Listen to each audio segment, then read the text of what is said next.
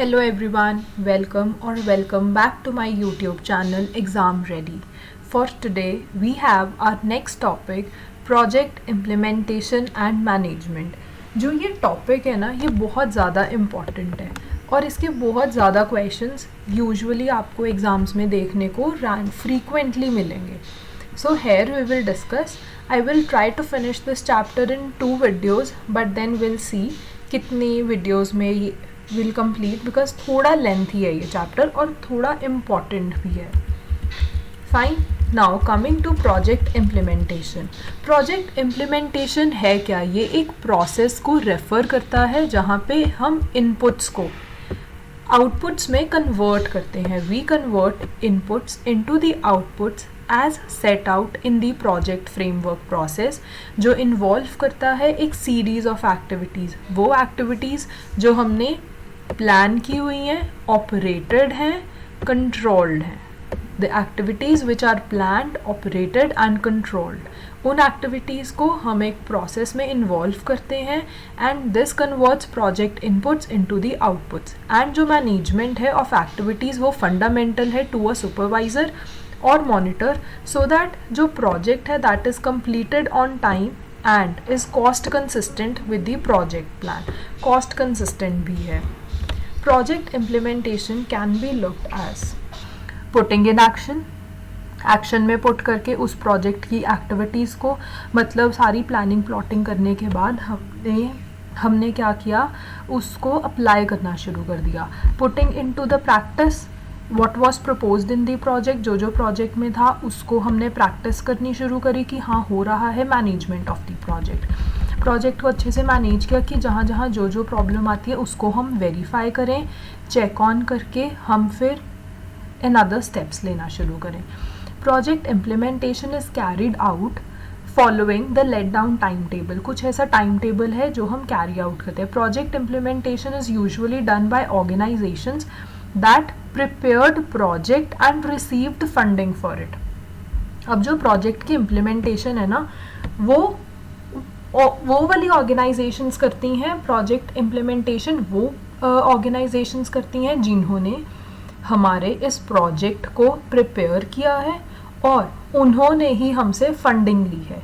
हम लोग क्या करते हैं कि हम एक थोड़ा प्रपोजल होता है या हमारे दिमाग में कोई आइडिया, सपोजिंगली मेरे पास आज एक कॉफ़ी सर्व करने का बहुत अच्छा आइडिया है और मैंने कहा कि मैं चंडीगढ़ हूँ और मुझे यहाँ कुनाफा केक नहीं मिल रहा and I wanted to launch the kunafa cake. अब मैं एक ऑर्गेनाइजेशन पकड़ लूँगी या मैं एक कैफ़े पकड़ लूँगी या ऑलरेडी कोई मतलब स्वीट टूथ वाली जगह, जैसे मान लो गेट डेजर्टेड पकड़ लिया.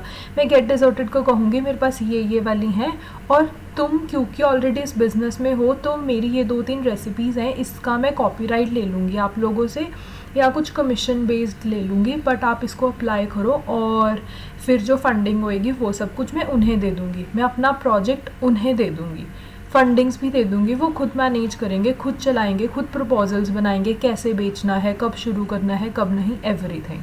गेट डेजर्टेड वाले देखेंगे तो गेट डेजर्टेड को मैंने आज अपनी ऑर्गेनाइजेशन बना दिया. ऐसा होता है प्रोजेक्ट इम्प्लीमेंटेशन.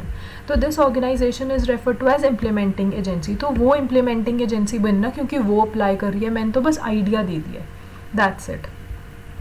और जो इम्प्लीमेंटिंग एजेंसी है that put up the project implementation unit by carry out on behalf of implementing agency. वह इम्प्लीमेंटिंग एजेंसी के बिहाफ पे वो सारा होता है. Now coming to approaches of project implementation. Approach क्या है प्रोजेक्ट को इम्प्लीमेंट करने की? टॉप डाउन अप्रोच, मतलब टॉप मैनेजमेंट ने कोई प्रपोजल दे दिया कि तुम इस पे वर्क करो और जो बॉटम मैनेजमेंट है वो थोड़ा बहुत डिसाइड कर रही है, प्रपोजल्स बना रही है, उसके प्रॉज बना रही है, स्टेप्स बता रही है, कब इम्प्लीमेंट करना है कब नहीं, और सब कुछ वो डाउन वाली लोग कर रहे हैं. टॉप ने तो बस प्रपोजल दे दिया. बॉटम अप अप्रोच में क्या जाएगा कि जो लोअर लेवल पे लोग हैं वो उन्होंने अपना सब कुछ प्रिपेयर करके टॉप लेवल को दे दिया. कोलैबोरेटिव पार्टिसिपेटिव अप्रोच ऐसा होता है कि टॉप और लोअर मैनेजमेंट यानी 2 लेवल्स के मैनेजमेंट इकट्ठे बैठते हैं, इकट्ठे सोचते हैं हम ऐसा नहीं ऐसा करेंगे, ऐसा नहीं ऐसा करेंगे. That happens in collaborative approach. Now coming to the factors जो अफेक्ट करते हैं प्रोजेक्ट की इम्प्लीमेंटेशन को. ऐसे कौन से फैक्टर्स हैं जब हम प्रोजेक्ट को इम्प्लीमेंट करते हैं वो बहुत ज़्यादा इफ़ेक्ट करते हैं? दो तरह के प्रोजेक्ट्स होते हैं, कुछ ऐसे फैक्टर्स भी होते हैं जहाँ पे प्रोजेक्ट सक्सेसफुल हो जाता है और ऐसे भी प्रोजेक्ट्स होते हैं जहाँ पे प्रोजेक्ट फेल हो जाता है। अभी हम बात करेंगे प्रोजेक्ट सक्सेसफुल की बात, कहाँ प्रोजेक्ट सक्सेसफुल हो जाता है। एक तो सबसे पहले पॉलिटिकल कमिटमेंट, इसमें ना बेसिकली पॉलिटिकल कमिटमेंट में I will read it thoroughly but मैं तुम्हें क्रक्स बताती हूँ। पॉलिटिकल कमिटमेंट में पता है क्या होता है कि जब हम गवर्नमेंट से कोई भी अथॉरिटी ले लेते हैं या हमारी अप्रोच होती है गवर्नमेंट तक, और हमें जो लीगल फैक्टर्स होते हैं ना, जो एक्सटर्नल इन्वायरमेंट जिसमें हम लेते हैं उसमें कोई चेंजेस वगैरह करने होते हैं ना, ईजी हो जाता है हमें। हम ना गवर्नमेंट को कह सकते हैं कि आप ये वाले लीगल फैक्टर्स ना ऐसे नहीं ऐसे कर लो या पहले कर लो, सो दैट मेरा बिजनेस ऐसे इफेक्ट ना हो। पॉलिटिकल अप्रोच ही होती है जो तुम्हें सक्सेस बना देती है, जो तुम्हारे प्रोजेक्ट को एक सक्सेसफुल बना देती है। बेसिकली पॉलिटिकल कमिटमेंट में वो है। A government commitment is the continuing interest of those agencies and individuals who are in position to influence the attainment of project। वही गवर्नमेंट की कमिटमेंट उस ट्रस्ट में या उन एजेंसीज में, इंडिविजुअल्स में जिनको हमने अपना प्रोजेक्ट दिया हुआ है, जो हमारे प्रोजेक्ट को अप्लाई कर रहे हैं, whether through the allocation of human and financial resources, या तो कोई बंदा हमें पता है उसको हमने कह दिया यार कर दे, तो ह्यूमन रिसोर्स हो गया, फाइनेंशियल यार इतने पैसे ले ले पर कर दे, फाइनेंशियल रिसोर्स हो गया, या थ्रू एडमिनिस्ट्रेटिव या पॉलिटिकल अपैरेटस कि एक जज है उसने दूसरे जज को ही कह दिया कि ये काम करा दे, उसने कर दिया क्योंकि उसे पता है दूसरे जज को भी पहले जज की ज़रूरत कभी ना कभी पड़ेगी, दैट वेज। तो पॉलिटिकल कमिटमेंट का चला गया government commitment in the continuing trust of agency या individual which is in a position to influence the attainment of project, whether through allocation of human resource या फाइनेंशियल रिसोर्स या administrative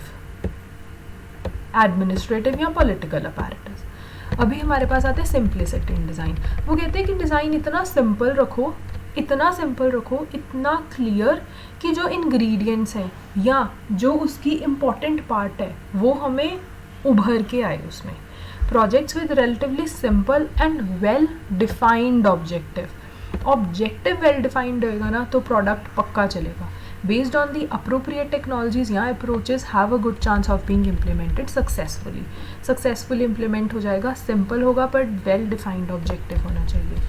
फिर हमारे पास आता है केयरफुल प्रिपरेशन, केयरफुली किसी चीज़ को prepare करना। Project need to be implemented after they have been sufficiently and carefully prepared. एक बार वो सफिशिएंटली और केयरफुली प्रिपेयर हो गए ना तो वो अच्छे से इम्प्लीमेंट हो जाएंगे। गुड मैनेजमेंट में क्या है कि जो सक्सेसफुली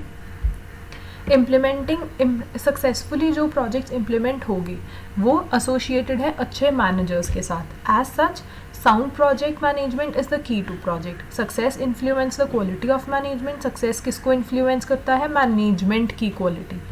किसकी क्वालिटी? मैनेजमेंट की। Of the project performance is always visible. बहुत ऐसे प्रोजेक्ट्स हैं in the serious difficulty during implementation that have turned appointment of competent managers. अभी हम ऐसे फैक्टर्स को पढ़ेंगे जिससे प्रोजेक्ट फेल हो जाता है। फाइनेंशियल प्रॉब्लम, बहुत ज़्यादा पैसा लग जाता है कभी कभी और प्रेशर कॉस्ट साइड पे होता है क्योंकि जनरल वेज पे ही नहीं कर पाते और प्राइजेस बहुत ज़्यादा बढ़ जाते हैं किसी चीज़ के। Difficulty in raising the price taxes in the interest rate, कि टैक्सेस भी बढ़ गए और इंटरेस्ट रेट भी बढ़ गए तो उसमें भी बहुत दिक्कत आ जाती है क्योंकि फाइनेंशियली हम इतने कैपेबल नहीं हो पाते उस चीज़ को मतलब एक्टिवेट करने के लिए। Losses due to fluctuation in foreign exchange में मान लो डॉलर की मनी मतलब बढ़ गई, कम हो गई तो उस केस में भी दिक्कत आती है। मैनेजमेंट प्रॉब्लम बेसिकली क्या होएगी कि हमारे पास lack of competent local project managers, मतलब प्रोजेक्ट मैनेजर्स तो मिलते हैं पर अच्छे वाले ट्रेन नहीं मिलते, लोकल सप्लायर्स नहीं मिलते, दूर दूर के सप्लायर्स हैं और उससे हमारा कॉस्ट बढ़ जाता है।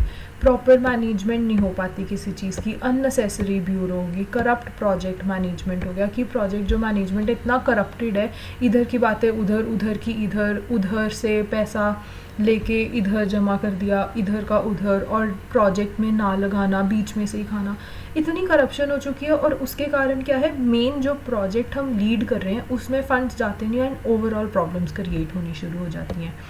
डिले इन प्रोजेक्ट इनपुट्स, वही है, हम इनपुट्स को आउटपुट में कन्वर्ट करते हैं पर इनपुट ही नहीं आता क्योंकि सप्लायर्स नहीं मिल पाते, या हमें अपना वो जो हम कहते नहीं है कि हमें इन स्टॉक रखना होता है चीज़ों को और वो नहीं रख पाते हैं। फिर बहुत टेक्निकल प्रॉब्लम्स आती हैं बिकॉज टेक्नोलॉजी इतनी एडवांस नहीं है जितने हमें अपने रिसोर्सेज को करना पड़ता है अपनी प्रोडक्शन के लिए। टेक्निकल प्रॉब्लम्स में क्या है, पुअर क्वालिटी है क्योंकि अच्छा मटेरियल नहीं मिलता, अच्छी मटेरियल और अच्छी मशीनरी की बहुत ज़रूरत है। टेक्निकल डिफेक्ट्स आ जाते हैं डिज़ाइन ऑफ इक्विपमेंट में। इंस्टॉलेशन एंड स्टार्टअप में क्या है कि कभी कभी हम मशीनरी भी ले आते हैं पर इंस्टॉलेशन वाले लोग नहीं होते।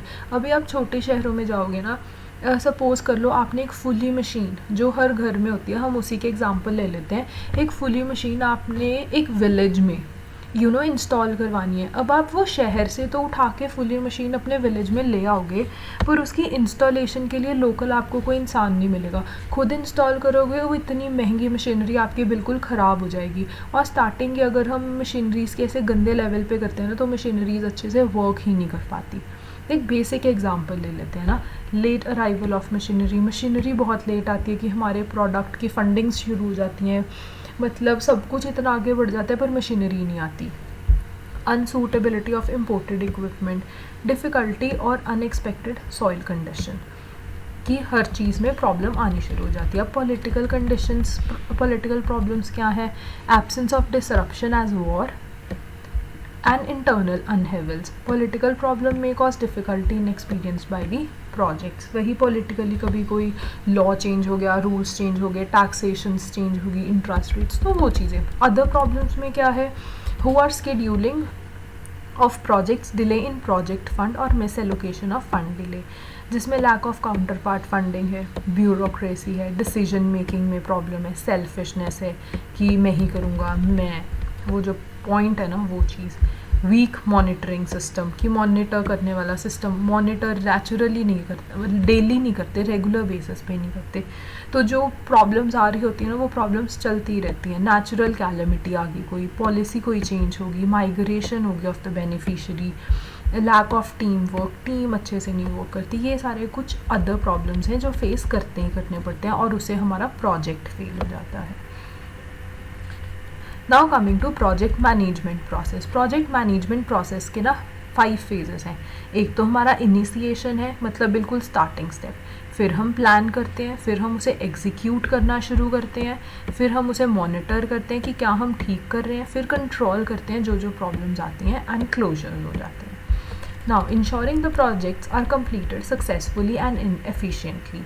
इनिशिएशन में क्या है, हम आइडेंटिफाई करते हैं प्रोजेक्ट का पर्पस क्या है, प्रोजेक्ट का पर्पस क्या है, स्कोप क्या है, कितनी देर तक चलेगा, long term and stakeholders. और इसमें है क्या, इनिशिएशन में हम प्रोजेक्ट के गोल्स को डिफाइन करते हैं, ऑब्जेक्टिव्स को एंड फीजिबिलिटी को। क्या हमारा गोल है, हम किस लिए वर्क कर रहे हैं, ऑब्जेक्टिव क्या है, फीजिबल है, ईजी है या नहीं है। एक्टिविटीज़ चलेगी, पर्पस स्कोप स्टेक होल्डर्स का। डिलीवरेबल्स में क्या है कि प्रोजेक्ट चार्टर है, initial project scope statement, initiation, ये सारे प्रोजेक्ट के हमने प्लान्स बनाने हैं। वही इनिशिएशन प्रोसेस तो हमें समझ आ ही गया कि हमने देखना है जो हमने प्रोजेक्ट बनाया है उसके क्या गोल्स हैं, क्या ऑब्जेक्टिव्स हैं, वो फीजिबल है कि नहीं है, और जो उसका पर्पस है वो सही है, क्या वो एक लॉन्ग टर्म स्कोप भी बना पाएगा या नहीं, एंड एवरीथिंग। फिर हमारा सेकंड स्टेप आता है प्लानिंग में क्या है, हम डेवलप करते हैं एक डिटेल्ड प्लान कि हम प्रोजेक्ट के ऑब्जेक्टिव्स को अचीव कर सकें। प्रॉपरली प्लान बना लिया कि हाँ हम जो जो ऑब्जेक्टिव्स हैं हमारे हम उसे अचीव करें। एक्टिविटी क्या है कि जो हम डिफ़ाइन करते हैं प्रोजेक्ट का स्कोप, टास्क, टाइमलाइंस कि कब तक वो प्रोजेक्ट कंप्लीट होना चाहिए, क्या रिसोर्सेज चाहिए, कितने पैसे हमें लगेंगे, क्या रिस्क मैनेजमेंट है। और ये सारी चीज़ें जो एक प्रोजेक्ट की प्लानिंग के लिए हमें चाहिए, और अच्छे से हम इन सब चीज़ों को डेवलप करके ना हम कम्युनिकेट करते हैं सो दैट हर मतलब जो लोग पार्ट कर रहे हैं, जो लोग मेंबर्स हैं या जो लोग उस प्रोजेक्ट में पार्ट ले रहे हैं, तो उन्हें पता हो हमने किस डायरेक्शन में जाना है, क्या बजट है, क्या एफिशिएंसी हमने रखनी है। डिलीवरेबल्स में क्या आ गया कि प्रोजेक्ट का मैनेजमेंट प्लान कैसा है, वो वर्क ब्रेक डाउन स्ट्रक्चर की कितना काम हमने किस दिन करना है और कैसे करना है, पूरे रिसोर्स की प्लानिंग, कहाँ से क्या मटेरियल आएगा, कहाँ पे क्या जाएगा, budget, risk, community and everything. फिर हमारे पास एग्जीक्यूशन आता है कि हम उस चीज़ को एग्जीक्यूट कैसे करेंगे। सबसे पहले तो हम इम्प्लीमेंट करेंगे एक प्रोजेक्ट के प्लान को, इम्प्लीमेंट करना है प्रोजेक्ट के प्लान को and carry out the planned activities.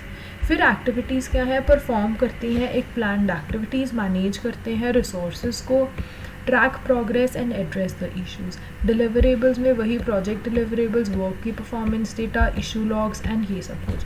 हमने एग्जीक्यूट करना शुरू हो गया क्योंकि हमने आइडेंटिफाई कर लिया था हमने प्रोजेक्ट करना किस चीज़ पे है।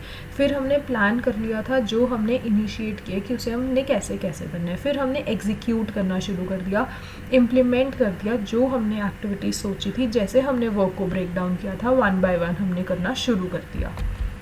अब हम आते हैं मॉनिटरिंग एंड कंट्रोलिंग पे।